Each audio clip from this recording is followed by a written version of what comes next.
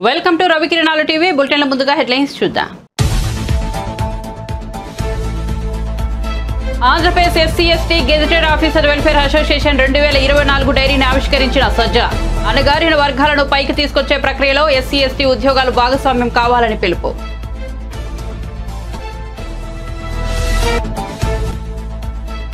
పవన్ కళ్యాణ్ సమక్షంలో పార్టీలో చేరిన జానీ మాస్టర్. కండువా కప్పి పార్టీలోకి ఆహ్వానించిన జనసేనాని. కొన్ని రోజులుగా ప్రజా సమస్యలపై పోరాడుతున్న కొరియోగ్రాఫర్.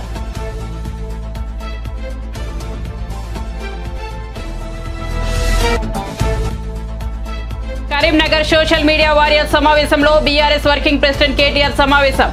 రైతు బంధు పడలేదని ఎవడన్నా అంటే చెప్పు తీసి కొడతా అంటున్న కాంగ్రెస్ నాయకులను ఏం చేయాలో రైతులే ఆలోచించాలని వెల్లడి.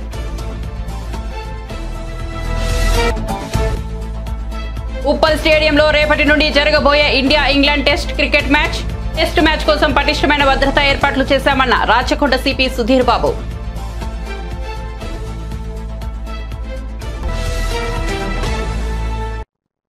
ఇక వార్త వివరాల్లోకి వెళ్తే వైఎస్ఆర్ ఆశయాలు ఆలోచనలకు అనుగుణంగా పెట్టిన పార్టీ వైఎస్ఆర్ పార్టీ అని అణగారిన వర్గాలతో అసోసియేషన్ అవ్వడమే ప్రధాన లక్ష్యమని ఏపీ ప్రభుత్వ సలహాదారు సజ్జల రామకృష్ణారెడ్డి అన్నారు. బుధవారం ఆయన Andhra Pradesh ఎస్సీ/ఎస్టీ gazetted officers welfare association 2024 డైరీని ఆవిష్కరించారు. ఈ సందర్భంగా మాట్లాడుతూ సీఎం జగన్ అంబేద్కర్ విగ్రహం ఏర్పాటు చేసి తన చిత్తశుద్ధి నిరూపించుకున్నారన్నారు. పథకాలు సంస్కరణలో సీఎం జగన్ బడుగు బలహీన వర్గాలకు పెద్దపీట వేశారన్నారు. అణగారిన వర్గాలను పైకి తీసుకొచ్చే ప్రక్రియలో ఎస్సీ/ఎస్టీ ఉద్యోగులు భాగస్వామ్యం కావాలని పిలుపునిచ్చారు. గత ప్రభుత్వాలు వెనుకబడిన తరగతుల కోసం ఖర్చు చేసిందేమీ లేదన్నారు. సంపన్నులతో పోటీపడే స్థాయికి అన్ని వర్గాలను తీర్చిదిద్దిన ఘనత సీఎం జగన్కే దక్కిందన్నారు. సచివాలయ ఉద్యోగాల్లో 80% బీసీ, ఎస్టీ, ఎస్సీ దక్కాయన్నారు. మేనిఫెస్టోలో లేనివి కూడా సీఎం జగన్ అమలు చేశారని సజ్జల పేర్కొన్నారు. ఉపన్యాసంలో మీరు అంటరాంతరం ఈ రోజు రూపాలు మార్చుకొని డిఫరెంట్ రూపాల్లో ఉంది. దాన్ని బ్రేక్ చేయాలి. అంటరాంతరం వివిధ రూపాల నుండి పేదలకు అందుబాటులో లేకుండా ఏ సౌకర్యం నేను అంటరాంతరానికి మేము దూరం చేశాం, అస్పృశ్యతకు దూరము లేదా సమసమాజం దిశగా అడుగులు వేస్తున్నామంటే దొల్లతనమే అవుతుంది. అట్లా కాదు. వీళ్ళు అడుగుపెట్టిన విద్యాలయం కానీ ఆసుపత్రి కానీ లేదా వాళ్ళు నేను ఇంతకుముందు అన్నట్టు తమ జీవితాలను తమ సొంతంగా తాము నిర్దేశించుకునేట్టు బతకగలిగడానికి తగిన అవకాశాలు ఇవ్వడం కానీ ఇవన్నీ చేసినప్పుడే ఆ స్వేచ్ఛ స్వాతంత్రంగా వాళ్ళు ఎదగాలనుకున్నంత స్థాయికి ఎదిగేటట్టు హ్యాండ్ హోల్డింగ్ చేయొచ్చు, అవుతారు కూడా ఓవర్ ది పీరియడ్ అన్న విశ్వాసం ఏదైతే ఉందో దాంతో ఆయన చేపట్టిన చర్యల ఫలితమే ఈరోజు మనకు కనపడుతున్నాం. ఈ తేడా ఆ రోజుకి ఈరోజు. సో ఇవన్నీ మీరు గమనించాల్సిందిగా కోరుతూ చైతన్యవంతులైన అధికారులుగా మీరు కింద జనంలోకి తీసుకెళ్లాల్సిందిగా కోరుతూ మీ సమస్యలకు సంబంధించి రెగ్యులర్ నాయకులు ముఖ్యంగా సునీల్ కానీ రమణ కానీ వీళ్ళు టచ్లో ఉంటున్నారు. అరుణ్ కూడా తీసుకొస్తున్నారు. ఇప్పుడు మీరు అడిగినవి జెన్యూన్ ఇవి నేను వాటిని కూడా నా వంతు ప్రయత్నం చేసి వాటిని పరిష్కారం నేను ప్రయత్నం చేస్తాను. Correct. I wish you all the best. మీరు మీ కుటుంబాలు బాగుండాలి. మీరు మీ జాతి అభివృద్ధికి మీ శక్తి మేరకు మీ చుట్టూ ఉన్న వాళ్ళు మీ బంధువులు ఎవరైనా సరే కొంచెం కింద వాళ్ళు పైకి తీసుకోవడానికి ప్రయత్నం చేయండి. అలా చేయడం ద్వారా జగన్మోహన్ రెడ్డి గారు తలపెట్టిన యజ్ఞంలో మీరు కూడా పార్టిసిపేట్ నేను కోరుతూ సెలవు తీసుకుంటున్నాను. ఏపీలో పార్టీలు బీజేపీతో కుమ్మక్కై రాజకీయాలు చేస్తున్నాయని పీసీసీ అధ్యక్షురాలు షర్మిల ఆరోపించారు. విశాఖలో కాంగ్రెస్ కార్యకర్తల సమావేశంలో పాల్గొన్న ఆమె మరోసారి జగన్ పై విమర్శలు గుప్పించారు. ప్రతిపక్ష నేతగా హోదాపై పోరాటాలు చేసిన జగన్ అధికారంలోకి వచ్చాక రాష్ట్ర ప్రయోజనాలను బీజేపీ వద్ద తాకట్టు పెట్టారని విమర్శించారు. బీజేపీకి అసలు ఎవరికి కనిపించకుండానే తెర వెనకాలనే పొత్తులు పెట్టుకొని ఆంధ్ర రాష్ట్ర ప్రజలను మోసం చేసిందన్న మాట అవాస్తవం కాదు. ప్రతిపక్ష నాయకుడిగా జగనన్న గారు ఎన్నిసార్లు ప్రతిరోజు ప్రత్యేక హోదా గురించి మాట్లాడారు. ప్రతిపక్ష నాయకునిగా చంద్రబాబు గారు ముఖ్యమంత్రిగా ఉండగా ప్రతిపక్ష నాయకుడిగా జగనన్న గారు ఎన్నో నిరాహార దీక్షలు చేశారు స్పెషల్ స్టేటస్ కోసం. ఆ రోజు జగనన్న గారు అన్న మాట మూకుమ్మడిగా అందరు ఎంపీలు రాజీనామా చేద్దాం, అప్పుడు బీజేపీ పార్టీ ఎలా స్పెషల్ స్టేటస్ ఇవ్వదో చూద్దాం అన్నారు. ఆ తర్వాత ఎన్నికలు వస్తే స్పెషల్ స్టేటసే నినాదంగా తీసుకొని జగనన్న గారు మొత్తం ఎంపీలను నాకు ఇవ్వండి, నా ఎంపీలను గెలిపించండి, నా ప్రభుత్వాన్ని తీసుకురండి, కేంద్రంలో స్పెషల్ స్టేటస్ ఎలా రాదో చూద్దాము, కేంద్రం మెడలు వంచైనా సరే స్పెషల్ స్టేటస్ తీసుకొస్తామన్న మాట అవాస్తవమా? తీరా అధికారం లేకొచ్చినాక ఒక్కటంటే ఒక్కటైనా నిజమైన ఉద్యమం చేశాడా జగనన్న గారు? ఒక్కసారంటే ఒక్కసారైనా బీజేపీని నిలదీయడం కాదు కదా, కనీసం మాట వరుసకైనా స్పెషల్ స్టేటస్ ఏదండి అని ఒక్కసారైనా అడిగిన పాపాన పోలేదు. అసలు స్పెషల్ స్టేటస్ మనకు లేదు కదా, ఇప్పుడు స్పెషల్ ప్యాకేజీ కూడా లేదు. ఏమొచ్చింది విశాఖపట్నంకి? విశాఖపట్నం స్పెషల్ రైల్వే జోన్ చేస్తామన్నారు, ఇచ్చారా? ఉత్తరాంధ్రకు స్పెషల్ ప్యాకేజ్ అన్నారు, ఇచ్చారా? శుభ్రంగా ఉన్న ఉక్కు ఫ్యాక్టరీ, వైజాగ్ స్టీల్ ఫ్యాక్టరీ, అసలు వైజాగ్కే తలమానికం, అలాంటి దాన్ని తీసుకెళ్లి ఇప్పుడు సర్వనాశనం చేస్తున్నారు. ఇక్కడే ఉంది గన్నవరం పోర్టు. రాజశేఖర రెడ్డి గారు ఉన్నప్పుడు గన్నవరం పోర్టు ప్రభుత్వానికి కూడా ఒక స్టేక్ ఉండాలి అని చెప్పి రాజశేఖర రెడ్డి గారి ఆలోచన చేస్తే 30 ఏళ్ల తర్వాత మళ్ళీ గన్నవరం పోర్టు ప్రభుత్వం చేతుల్లోకి రావాలి అని రాజశేఖర రెడ్డి గారి దాన్ని అలా డిజైన్ చేస్తే ఇప్పటికే 15 సంవత్సరాలు అయిపోయింది. రాజశేఖర రెడ్డి గారు ఉంటుంటే ఆయన ప్లానే కనుక అమలై ఉంటే ఇంకొక 15 ఏళ్లకు ఆ గన్నవరం పోర్టు మళ్ళీ ప్రభుత్వం చేతికి వచ్చేది. అలాంటిది ఆయన కొడుకై ఉండి జగన్మోహన్ రెడ్డి గారు ఏం చేశారు?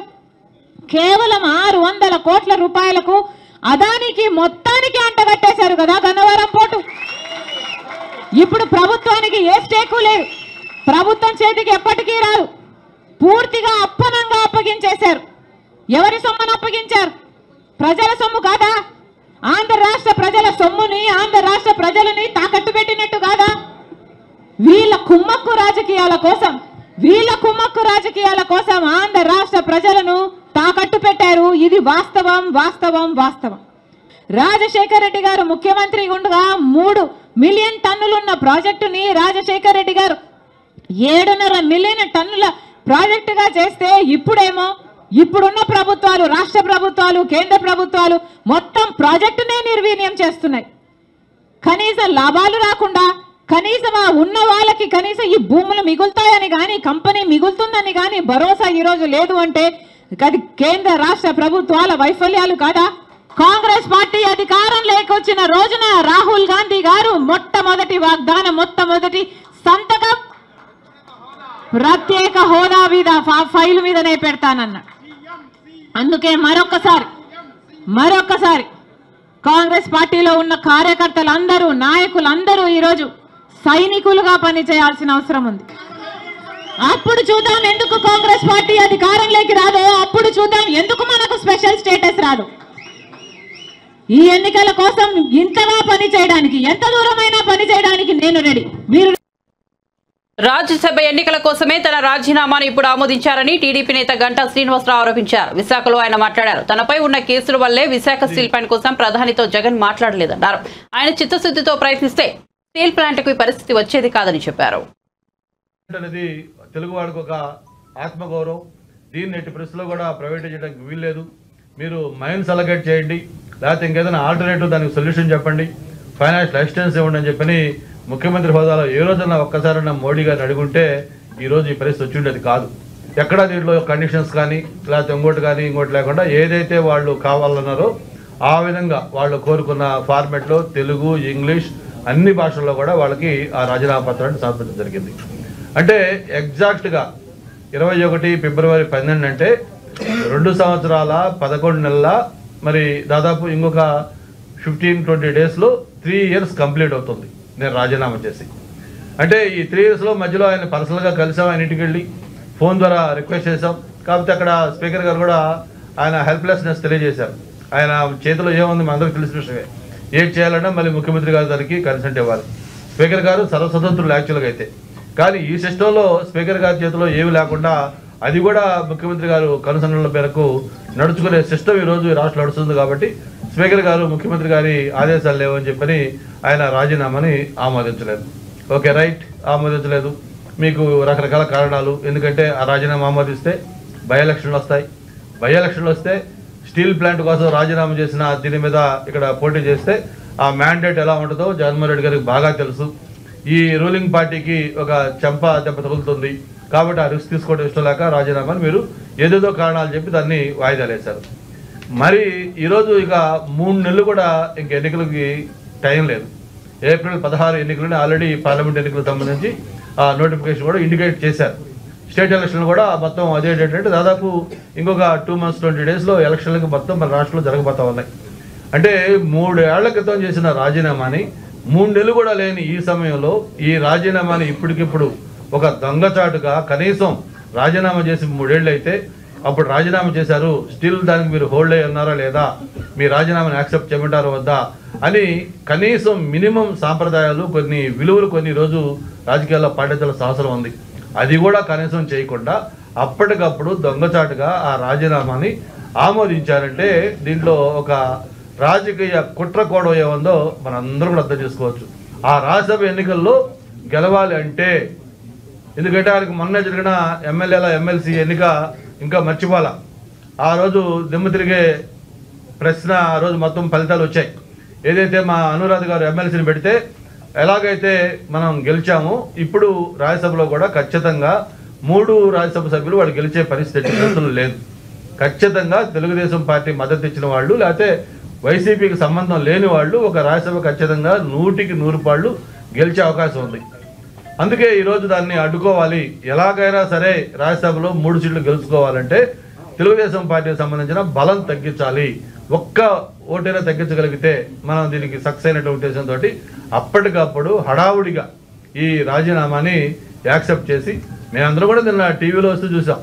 నోటిఫికేషన్ కూడా ఇచ్చేశారు దీన్ని ఆల్రెడీ.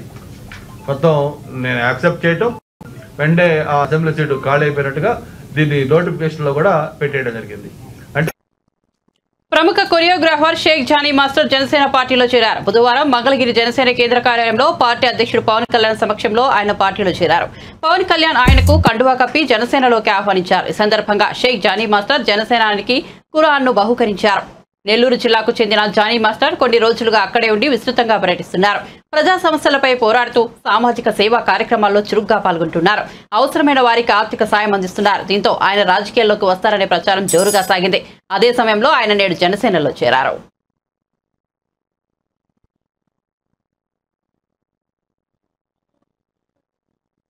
సీఎం రేవంత్ రెడ్డిని కలవడంతో వస్తున్న వదంతులపై దుబ్బాక ఎమ్మెల్యే కొత్త ప్రభాకర్ రెడ్డి స్పందించారు. సీఎం రేవంత్ రెడ్డిని కలవడంలో తప్పేముంది అని ప్రశ్నించారు. తనపై హత్యాయత్నం జరిగిన తర్వాత కూడా తన గన్మెన్లను కుదించడం పట్ల వారి పనివేళలో మార్పుల పట్ల రాష్ట్ర ఇంటెలిజెన్స్ ఐజీని కలిశానని ఆయన తెలిపారు. అదే విషయమై ముఖ్యమంత్రిని కలిశానని వివరించారు. హైదరాబాద్ లోని తెలంగాణ భవన్లో నిర్వహించిన ప్రెస్ మీట్ లో Patancheru MLA Gudem Mahipal Reddy, Narsapur MLA Sunitha Laxmareddy, Zaheerabad MLA Manik రావుతో కలిసి కొత్త ప్రభాకర్ రెడ్డి మీడియాతో మాట్లాడారు. జనరల్ గా పోయినాము. మాకు కాన్స్టిట్యున్సీకి సంబంధించి నేను మొన్నటి వరకు 10 ఏళ్లు ఎంపీగా పనిచేసిన. మాకు మొత్తం జిల్లాలో ఎక్కడెక్కడ ఏం సమస్యలు ఉన్నాయి ఆ సమస్యల మీద నలుగురం కలిసి పోయినాము. మాకు కూడా తెలుసు ఏ కాన్స్టిట్యున్సీలో ఏ ఇబ్బందులు ఉంటాయి. పోయి మరి మా కాన్స్టిట్యున్సీలో ఈ ఇబ్బందులు ఉన్నాయి. నాకు మొన్న దుబ్బాక ఎమ్మెల్యే నిలబడ్డా. మరి దుబ్బాకలో నాకు ఒకటి మరి రెవెన్యూ డివిజన్ కావాలి, కొన్ని రోడ్లకు డబ్బులు కావాలి. ఇవన్నీ ఇవ్వాలని చెప్పి మరి నేను గౌరవ ముఖ్యమంత్రి గారిని రేవంత్ రెడ్డి గారిని కలిస్తే దాన్ని పెద్ద రాజకీయం చేసి పార్టీలకు వెళ్ళి పోతున్నారు. ఏమో అవుతుంది, ఎందుకు పోతామా మేము పార్టీ? కాంగ్రెస్ పార్టీ అంటే అది ఎండికేల పార్టీ. గిల్లకెళ్ళి మేము గల్లకి ఎందుకు పోతాం? ఉద్యమంలో ఉన్నప్పటి నుంచి డే 1 నుంచి 2001 నుంచి మేము పోరాటం చేసి తెలంగాణ తెచ్చుకున్నాము. మా మెదక్ జిల్లా అంటే ఉద్యమాల గడ్డ. గిల్లకెళ్ళి మేము గల్లకెందుకు పోయి కాంగ్రెస్ పార్టీలో పోతామా? ఇప్పుడు సమస్యల మీద పోవాలి కదా. మాకు ప్రజలు గెలిపించారు, మన 54,000 మేడతో గెలిపించారు. వారికి ఎన్నో సమస్యలు ఉన్నాయి. మరి సమస్యల మీద మొన్న నేను పోయి కోమటిరెడ్డిని కలిసి మాకు R&B రోడ్లు ఉన్నాయి, రోడ్లు కావాలని అడిగినాను.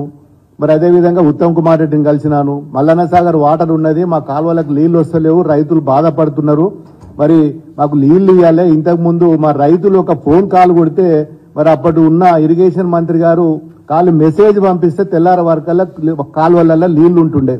ఇలా 15 రోజులు అవుతుంది నేను ఇలా ఉత్తమ్ కుమార్ రెడ్డిని కలిసి. ఈ రోజు వరకు కూడా మరి నీళ్లు వేయలేకపోతుండే. ఈ రోజు వచ్చి మరి కొండా సురేఖ గారు వచ్చి ఇలా మా దగ్గర దుబ్బాకల ప్రోగ్రామ్ చేస్తున్నది. దానికి ప్రోగ్రామ్ కు మాకు ఎవరు చెప్పాలి? అధికారులు చెప్పాలి. ఇవాళ ఎవరు మా వాళ్ళ కాంగ్రెస్ పార్టీ ఇన్ఛార్జీలు ఇలా వాట్సాప్లలో పెట్టి మా మంత్రి గారు వస్తున్నారని చెప్పి వాళ్ళు ఇలా కింద ఎవరి పేర్లు ఉన్నాయి? పూజల హరికృష్ణ మన సిద్దిపేట నుంచి ఓడిపోయిన ఎమ్మెల్యే అయిన సిద్దిపేట నుంచి ఓడిపోయిన ఎమ్మెల్యే పేరు పెట్టి దీన్ని రిలీజ్ చేస్తారు. ఇంకోటి చెరుకు శ్రీనివాస్ రెడ్డి మన దుబ్బాక ఎలక్షన్ లో నా మీద డిపాజిట్ కోల్పోయిన ఎమ్మెల్యే వచ్చి ఆయన ఇవాళ ప్రోటోకాల్ మెయింటైన్ చేస్తున్నాడు. ఇలా ఆయన ప్రోగ్రామ్ కండక్ట్ చేస్తున్నాడు. ఇక పోతే మరి అధ్యక్షుడు మరి ఏదైనా ప్రోగ్రామ్ చేస్తే ఎమ్మెల్యే గారు సభాధ్యక్షులు ఉంటారు. ఇలా మా పేరేమున్నది ఇక్కడ కొండ సురేఖ తర్వాత 4 మంత్రులు కింద 4వ ప్లేసుల్లో 5వ ప్లేసుల్లో ఎమ్మెల్యే పేరు ఉన్నది. దీనికోసం మేము అడగడానికి పోతే ఇదో పెద్ద రాజకీయము, కాంగ్రెస్ లో ఏదో మేము కలుస్తున్నాము, మా పార్టీకి ఏమో లేనట్టు, వాళ్ళది ఏదో పెద్ద దేశంలోనే పేద పార్టీ పేద ఉరగ పెడుతుండ్రు, ఆ కాంగ్రెస్ పార్టీలో పోయి మేము గెలుస్తున్నాం అని చెప్పి ఇలా రకరకాల జిమ్మిక్కులు చేసి టీవీలల్లా పేపర్లల్లా సోషల్ మీడియాలల్లా ఇదో పెద్ద డ్రామా. మరి మాకు ఏం అవసరము, మేము ఎందుకు పోతాము? మరి ముఖ్యమంత్రి అన్నప్పుడు మేము అందరి దగ్గర పోతాము, అందరు మంత్రుల దగ్గర పోయినాము. నేను 2 సార్లు ఎంపీ ఉన్న ప్రధానమంత్రిని కలిసిన, మంత్రులను కలిసినాము, రాష్ట్రానికి రావాల్సిన రైల్వే గురించి రైల్వే మంత్రులను కలిసినాము, హైవే గురించి నేషనల్ హైవే మంత్రి నితిన్ గడ్కరీని కలిసినాము, మరి సివిల్ సప్లై ఫుడ్ కార్పొరేషన్ మంత్రులను కలిసినాము. ఏ రోజు కూడా ఢిల్లీలో ఉన్నన్ని రోజులు మేము మంత్రులను కలిసి మాకు రావాల్సిన మరి తెలంగాణ రాష్ట్రానికి మా నియోజకవర్గం రావాల్సిన నిధుల గురించి కొట్లాడినాము.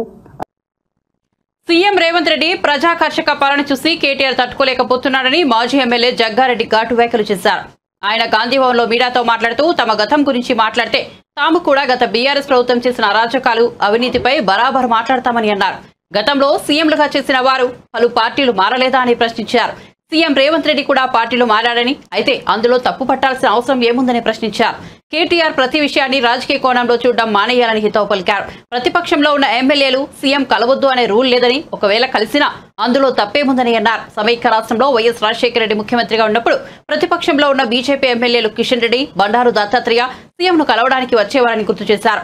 సమైక్య రాష్ట్రంలో ఉన్న స్నేహపూరిత సాంప్రదాయాన్ని సీఎం రేవంత్ రెడ్డి కొనసాగించడం అభినందనీయమని జగ్గారెడ్డి అన్నారు. మంత్రుల యొక్క అవినీతి యొక్క పరిపాలన మీద, ప్రజలు పడుతున్న ఇబ్బందుల మీద ఏ రాష్ట్రం అయితే రాహుల్ గాంధీ గారు పర్యటిస్తున్నారో, యాత్ర చేస్తున్నారో, భారత్ న్యాయ యాత్ర, ఆ రాష్ట్రంలో రాహుల్ గాంధీ గారు చాలా స్పష్టంగా ఈ రాష్ట్రంలో ఈ ముఖ్యమంత్రి, ఈ బీజేపీ ముఖ్యమంత్రి పరిపాలన బాగలేదు, బీజేపీ ప్రధానమంత్రి యొక్క మోడీ యొక్క పరిపాలన బాగలేదు, 9 ఏళ్ల కాలంలో 10 ఏళ్ల కాలంలో అందులో కులాలు అన్ని కులాలు అన్ని మతాలకు సంబంధించిన ప్రజలందరూ కూడా కలుస్తున్నాడు. చిన్నపిల్లలను, మహిళలను, వృద్ధులను అందరూ కూడా కలుస్తున్నాడు. దాని ఉద్దేశం ఏంది? మనమందరము సంఘటితంగా ఉండాలి, ఐక్యంగా ఉండాలి. మనము వాళ్ళకున్న ఇబ్బందులు తెలుసుకుంటున్నాడు. పోయి రాహుల్ గాంధీ గారు ఏం చేస్తున్నారంటే, వారు రాహుల్ గాంధీ గారి దృష్టిలో లేని ప్రజా సమస్యలు తెలుసుకునే ప్రయత్నంలోనే ఈ జోడో యాత్ర, ఈ ప్రజా న్యాయ యాత్ర, ఇవన్నీ ఏంది? అన్ని తెలుసుకోవడానికి రాహుల్ గాంధీ గారు ప్రజల మధ్యలోకి వెళ్తున్నారు. ఇప్పుడు మణిపూర్ ఉంది, మణిపూర్ ల్యాండ్ ఆర్డర్ ప్రాబ్లం కొన్ని నెలలకి మధ్యలో మనం చూస్తున్నాం. దాడులు, అక్కడ పోలీస్ ఫైటింగ్లు జరుగుతున్నాయి. అక్కడ ప్రభుత్వం, కేంద్ర ప్రభుత్వం, బీజేపీ ప్రభుత్వం పట్టించుకుంటలేదు. ఇట్లా ఒక మాట మళ్ళీ చెప్తున్నా, అపోజిషన్ పార్టీ ఎమ్మెల్యేలు ఏ గవర్నమెంట్ ముఖ్యమంత్రి ఉంటే కలవద్దు అని రూల్ లేదు. గతంలో సమైక్య రాష్ట్రంలో నేను ముఖ్య రాజశేఖర రెడ్డి గారు, రోషే గారు, ఎవరు కిరణ్ కుమార్ రెడ్డి గారి దగ్గర చూసినా కదా, బండారు దత్తాత్రేయ గారు, కిషన్ రెడ్డి గారు సీఎంలో కలవడానికి వస్తుండే అప్పుడు సమైక్య రాష్ట్రంలో. మరి ఆ రోజు కిషన్ రెడ్డి, దత్తాత్రేయ కాంగ్రెస్ లో కలిసినట్ట? మరి అట్లా కాదు కదా. అట్లా ముఖ్యమంత్రులు ఉన్నప్పుడు రూలింగ్ పార్టీ ఎమ్మెల్యేలు కలుస్తారు, అపోజిషన్ పార్టీ ఎమ్మెల్యేలు కలుస్తారు. సమైక్య రాష్ట్రంలో సాంప్రదాయాన్ని ఇప్పుడు సీఎం రేవంత్ రెడ్డి కొనసాగిస్తున్నాడు. మీ 9 ఏళ్ల కాలంలో అటు కాంగ్రెస్ కు మన టీఆర్ఎస్ కు అలవాట్లేదు,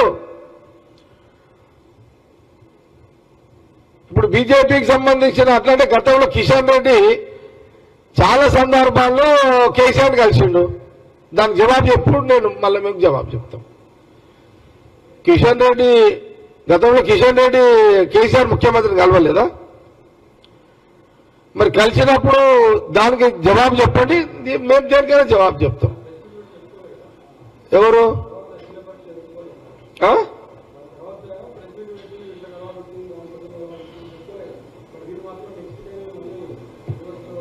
బతికిస్తున్నాం తెలంగాణలో. వాళ్ళు చంపిన తెలంగాణలో రాష్ట్ర విభజనలో వాళ్ళు చంపిన ప్రజాస్వామ్యాన్ని మళ్ళా కాంగ్రెస్ పార్టీ అధికారం వచ్చిన తర్వాత మళ్ళీ మేము కాంగ్రెస్ పార్టీ అధికారం వచ్చిన తర్వాత మళ్ళా ప్రజాస్వామ్యానికి ప్రాణం పోసినాము, ఊపిరి పోసినాము, మళ్ళా బతికిచ్చినాం మేము. సీఎం జగన్ వైనాట్ 175 వెనుక దొంగ ఓట్ల ద్వారా లబ్ధి పొందాలని కుట్ర దాగి ఉందని బీజేపీ రాష్ట్ర అధ్యక్షులు పురంధేశ్వరి ఆరోపించారు. విజయవాడలో గావుచలో అభియాన్ను ఆమె ప్రారంభించారు. ఓటర్ల జాబితాలో వైఎస్ఆర్సీపీ ఎన్నో అక్రమాలకు పాల్పడుతోందన్నారు. అవకతవకలు వాళ్ళు చూసినట్లయితే మనం కంప్లైంట్ చేసాం, ఒక ఫిర్యాదు చేసాం మనం సెంట్రల్ ఎలక్షన్ కమిషన్కి. పెద్ద ఎత్తున ఓటర్ లిస్టులో ఉన్నటువంటి ఓటర్ల పేర్లు గల్లంతు చేయడం, లేనటువంటి వారి పేర్లు చేర్చడం, ఇవన్నీ కూడా రుజువులతో సహా ఏ విధంగా ఎపిక్ కార్డ్స్ ఏవైతే ఉంటాయో, ఓటర్ ఐడెంటిటీ కార్డ్ ఏదైతే ఉంటుందో దాన్ని కూడా దొంగచాటుగా వాటిని డౌన్లోడ్ చేసి వాటిలో ఆ ఫోటోలు మార్చేసి తిరుపతిలో అయితే 35,000 దొంగ ఓట్లు వేయించుకున్నటువంటి పరిస్థితి. కనుకనే పదే వైనాట్ 175 అని ఏదైతే నినాదం వైఎస్ఆర్సీపీ తీసుకుందో దీన్ని దృష్టిలో పెట్టుకునే ఈ రకంగా మనం దొంగ ఓట్లు వేయించుకోవచ్చు అన్న ధైర్యంతో వాళ్ళు ఆ నినాదం ఇచ్చారని చెప్పి మనం అందరం కూడా విశ్వసించవలసినటువంటి పరిస్థితి ఏర్పడింది. కానీ సెంట్రల్ ఎలక్షన్ కమిషనర్ గారికి ఎప్పుడైతే మనం ఫిర్యాదు చేశామో వెంటనే దాని మీద ఎంక్వైరీ చేయటం, ఒక ఐఏఎస్ ఆఫీసర్ని కూడా సస్పెండ్ చేయటం జరిగింది. అది భారతీయ జనతా పార్టీ విజయం. అది దాని రుజువులతో సహా మనం ఇవ్వగలిగాము సెంట్రల్ ఎలక్షన్ కమిషనర్కి. కనుకనే వారు చర్యలు కూడా తీసుకోగలిగారు. అయితే ఇప్పుడు వచ్చినటువంటి నిబంధనలో కొన్ని ఇబ్బందులు ఉన్నాయనేది భారతీయ జనతా పార్టీ పరిగణిస్తుంది. ఎందుకంటే 80 సంవత్సరాలు పైబడినటువంటి ఓటర్లు ఎవరైతే ఉన్నారో వారి ఇంటి దగ్గర ఉండే ఓటింగ్ చేయొచ్చు అనేటువంటి ఒక కొత్త నిబంధన ఇవాళ వచ్చింది మన నిన్న మొన్న చూసినట్లయితే.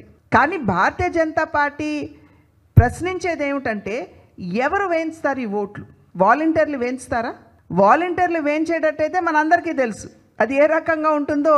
అది దొంగ ఓటుగా మనం ఎట్లా పరిగణించవచ్చో మనం అందరికీ తెలియనటువంటి విషయం కాదు. కనుక దీనిని ఖచ్చితంగా Bharatiya Janata party chief election commissioner దృష్టికి తీసుకుని వెళ్ళి ఈ వాలంటీర్ మాధ్యమంగా జరిగేటట్టయితే దీన్ని మనం యాక్సెప్ట్ చేసేటువంటి పరిస్థితి లేదు అని చెప్పి ఖచ్చితంగా వారికి తెలియజేస్తాం. మనం దేశవ్యాప్తంగా చేస్తున్నాం కదా అంటే దేశవ్యాప్తంగా వాలంటీర్ వ్యవస్థ లేదే, మన రాష్ట్రంలో ఉన్నది. ఓటర్ల బదిలీ, ఇప్పుడు కొంతమంది వైఎస్ఆర్సీపీ అభ్యర్థులు ఎవరైతే ఉన్నారో వారిని ఒక నియోజకవర్గం నుండి ఇంకో నియోజకవర్గానికి మార్చినటువంటి పరిస్థితి మన రాష్ట్రంలో చూస్తున్నాం. కానీ వారేం చేస్తున్నారు, వారికి చాలా దగ్గరైనటువంటి ఓటర్లు ఎవరైతే ఉన్నారో అది 10,000 మంది కావచ్చు, 15,000 మంది కావచ్చు, వాళ్ళ ఓటు కూడా వారు మార్చుకోవచ్చు అనేటువంటి నిబంధన ఏదైతే ఉందో దాన్ని వినియోగించుకుని వారికి అనుకూలమైనటువంటి వారిని అందరినీ కూడా పాత నియోజకవర్గం నుండి ఇవాళ కొత్త నియోజకవర్గంలో వారిని అందరినీ కూడా నమోదు చేసేటువంటి ప్రక్రియ ఇవాళ వారు చేస్తున్నారు. దీన్ని కూడా భారతీయ జనతా పార్టీ ఆక్షేపిస్తుంది. ఎందుకంటే ఎప్పుడైతే ఆ రకంగా చేస్తారో మరి మనందరికీ తెలుసు ఫలితాలు ఎలా వస్తాయన్నది. కనుక దీన్ని కూడా భారతీయ జనతా పార్టీ ఆక్షేపిస్తుంది. ఇది కూడా సెంట్రల్ ఎలక్షన్ కమిషన్ దృష్టికి తీసుకువెళ్ళాలి అని చెప్పి నిర్ణయించడం జరిగింది. ఎన్నికలు చేరువవుతున్నటువంటి సందర్భంలో ఓటర్ తిరుమల శ్రీవారిని టీమిండియా మాజీ క్రికెటర్ కృష్ణమాచారి శ్రీకాంత్ దర్శించుకున్నారు. వీఐపీ ప్రారంభ దర్శన సమయంలో ఆయన సతీ సమేతంగా స్వామివారి సేవలో పాల్గొన్నారు. టీటీడీ ఆలయ అధికారులు ఆయనకు స్వాగతం పలికి దర్శన ఏర్పాట్లు చేశారు. దర్శనానంతరం స్వామివారి తీర్థ ప్రసాదాలను అందజేశారు.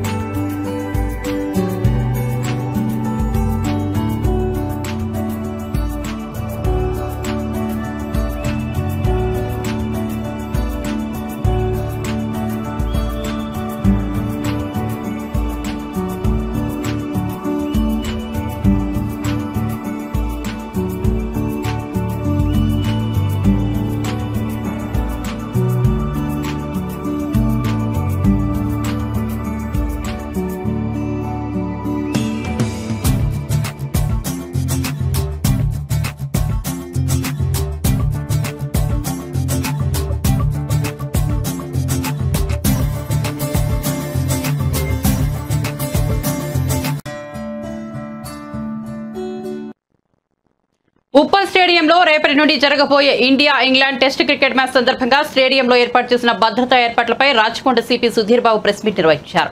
ఈ సందర్భంగా సిపి సుధీర్ బాబు మాట్లాడుతూ 1500 మంది పోలీసులతో మ్యాచ్ కు బందోబస్తు ఏర్పాటు చేయడం జరిగిందని, ఇందులో ఆక్టోపస్ బలగాలతో పాటు 100 షీ టీం మఫ్టీలో తిరుగుతాయని సుధీర్ బాబు తెలిపారు. ఉదయం 6:30 నుండి ప్రేక్షకులకు స్టేడియంలోకి అనుమతిస్తామని, స్టేడియం చుట్టూ 360 సీసీ కెమెరాల సాయంతో నిరంతరం పర్యవేక్షణ చేస్తున్నామని తెలిపారు. బ్లాక్ లో టికెట్స్ అమ్మే వారిపై కఠిన చర్యలు తీసుకుంటామని సుధీర్ బాబు హెచ్చరికలు జారీ చేశారు. దానికోసమే మీకు జస్ట్ బ్రీఫింగ్ కోసం మీరు అడుగుతున్నారు కాబట్టి తొందరగానే మీకు ఇచ్చేసి will go for the next activity of our professionalism.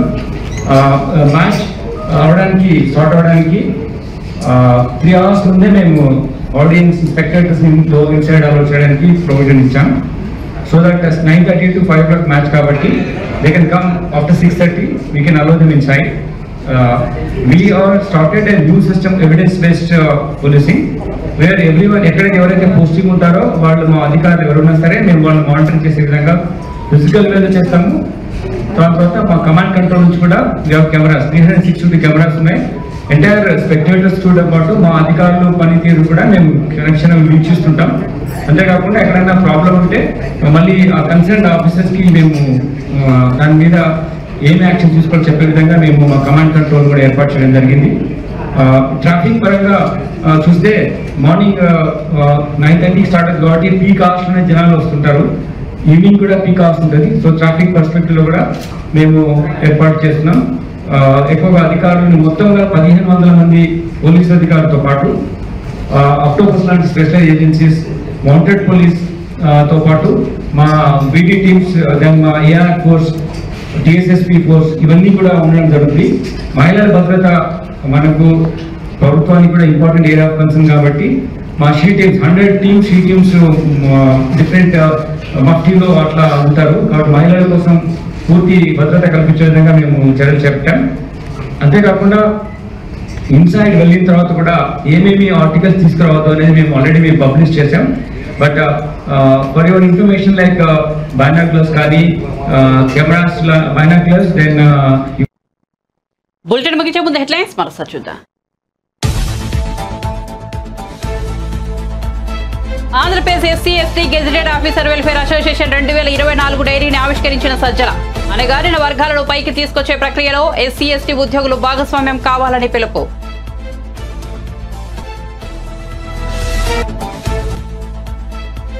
Pawan Kalyan సమక్షంలో పార్టీలో చేరిన జానీ మాస్టర్. కండువా కప్పి పార్టీలోకి ఆహ్వానించిన జనసేనాని.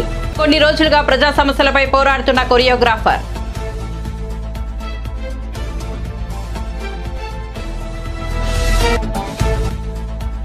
కరీంనగర్ సోషల్ మీడియా వారియర్స్ సమావేశంలో బీఆర్ఎస్ వర్కింగ్ ప్రెసిడెంట్ కేటీఆర్ సమావేశం. రైతు బంధు పడలేదని ఎవడన్నా అంటే చెప్పు తీసి కొడతా అంటున్న కాంగ్రెస్ నాయకులను ఏం చేయాలో రైతులు ఆలోచించాలని వెల్లడి.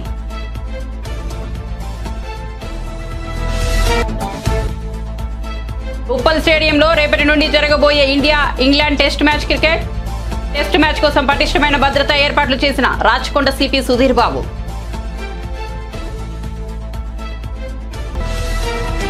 మరిన్ని అప్డేట్స్ కోసం చూస్తూనే ఉండండి రవికిరణాలు టీవీ.